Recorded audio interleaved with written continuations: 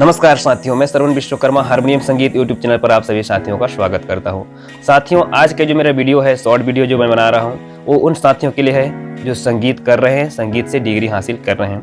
आप सभी को पता है संगीत के जो क्लास होते हैं उसमें सैद्धांतिक विषय और आपका प्रायोगिक विषय दोनों होता है। यानी आपको कुछ पार्ट्स ऐसे होते हैं जिसको आपको सामने करके प्रैक्टिकली रूप से दिखाना होता है और कुछ पार्ट्स ऐसे होते हैं जिसको आपको लिखित रूप में या फिर मौखिक रूप में बताना होता है। इसलिए आपके लिए मौखिक पार्ट्स और सैद्धांतिक पार्ट्स दोनों को, उसके साथ साथ प्रैक्टिकली पार्ट्स को भी समझाना बहुत ही आवश्यक हो जाता है। तो अगर आपको इस प्रकार की नॉलेज चाहिए तो आप इस वीडियो को पूरा जरूर वॉच कीजिएगा। साथियों, राग, सम, वादी स्वर, संवादी स्वर, गायन समय, राग में ऐसे महत्वपूर्ण चीजें होती हैं जिसके बिना आप किसी भी गीत को अच्छी तरह से नहीं गा पाते या फिर गीतों में रंजकता नहीं उत्पन्न कर पाते हैं। तो इन्हीं से रिलेटेड मैं आप लोगों को कुछ छोटे छोटे जानकारी दूंगा इस वीडियो के माध्यम से, जिससे आपका संगीत लेवल मजबूत तो होगा ही होगा, आप संगीत को गहराई से समझ पाएंगे और जब आप गीत गाएंगे तो उस समय आप ज्यादा से ज्यादा रंजकता उत्पन्न कर पाएंगे। तो आइए वीडियो को शुरू करते हैं। साथियों, सबसे पहले बात करते हैं राग की। राग किसे कहते हैं? राग का शाब्दिक अर्थ होता है आनंद लेना। कम से कम 5 और अधिकतम 7 विशिष्ट स्वरों की और स्वर वर्णों की ऐसी सुंदर तालबद्ध रचना जिससे आनंद की उत्पत्ति होती हो, उसे राग कहते हैं। एक बार और सुन लें। राग का अर्थ होता है आनंद लेना। कम से कम 5 और अधिकतम 7 विशिष्ट स्वरों की और वर्णों की ऐसी विशिष्ट तालबद्ध रचना जिससे आनंद की उत्पत्ति होती हो, उसे राग कहते हैं। क्वेश्चन नंबर 2, राग की जाति क्या होती है? किसी भी राग में आरोह से अवरोह में और अवरोह से आरोह में यानी उतार चढ़ाव में लगने वाले स्वरों की संख्या को राग की जाति कहा जाता है। रागों की जाति कई प्रकार की होती है। आड़व आड़व जाति जिसमें 5 मात्रा आरोह में और 5 मात्रा अवरोह में लगते हैं। साडव साडव जाति जिसमें 6 मात्रा आरोह में और 6 मात्रा अवरोह में लगता है। संपूर्ण जाति जिसमें जाते समय भी 7 स्वर और आते समय भी 7 स्वर लगता है, यानी आरोह में भी 7 स्वर और अवरोह में भी 7 स्वर लगता है। उसके अलावा आड़व साडव 5 मात्रा जाते समय, 6 मात्रा आते समय, आडव साडव जाति। साडव संपूर्ण 6 मात्रा जाते समय और 7 मात्रा आते समय। इस प्रकार जाति कई प्रकार के होते हैं संगीत में। अब बात करते हैं वादी स्वर की।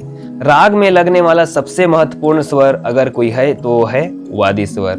राग में ऐसे स्वर जिसका उपयोग बार बार किया जाता है और एक ही राग में सबसे ज्यादा बार किया जाता है, तो उस स्वर को उस राग के अंदर वादी स्वर की संज्ञा दी जाती है। राग रूपी राज्य में वादी स्वर को राजा स्वर कहा जाता है। अगले नंबर पे आता है संवादी स्वर। वादी स्वर से कम और अन्य स्वरों से ज्यादा एक राग के अंदर किसी स्वर का उपयोग किया जाता है तो उस स्वर को संवादी स्वर की संज्ञा दी जाती है। राग रूपी राज्य में जो संवादी स्वर होता है उसको मंत्री की संज्ञा दी जाती है। राग में पकड़ किसे कहते हैं? ऐसी छंद रचना जिससे किसी राग का स्वरूप पता चलता है, उसे राग का पकड़ कहा जाता है। अगला सवाल है गायन समय क्या होता है?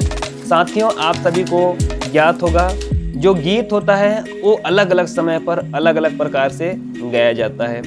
जैसे हमारे पास 4 प्रहर होते हैं समय का, उसी प्रकार गीतों को गाने का भी एक अलग समय होता है।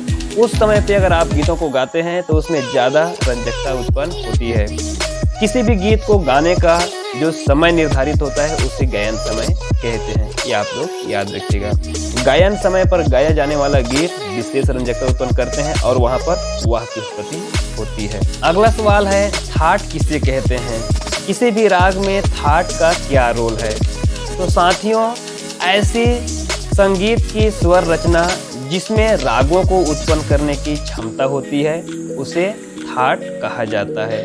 थाट हमारे पास हिंदी में जो हमारे भारतीय संस्कृति है, कला विज्ञान है, उसमें वैसे 72 बताई गई है, लेकिन प्रचलन में जो थाट है वो अभी हमारे पास 10 ही है। साथियों, जितना सवाल मैंने आप लोगों को इस वीडियो के माध्यम से बताया, राग क्या है, वादी क्या है, संवादी क्या है, किसी राग की पकड़ क्या होती है, गायन समय क्या होता है, उसकी थाट क्या होती है, इन सभी को वीडियो के माध्यम से देखने के लिए आप चैनल पर जुड़े रहें और समय समय पर अपडेट होते रहते हैं, उसके बारे में आप देखते रहें। चलिए मिलते हैं अगले वीडियो में, तब तक चैनल से जुड़े रहें, हमें सपोर्ट करते रहें, संगीत सीखते रहें। जय हिंद, जय भारत, जय श्री राम।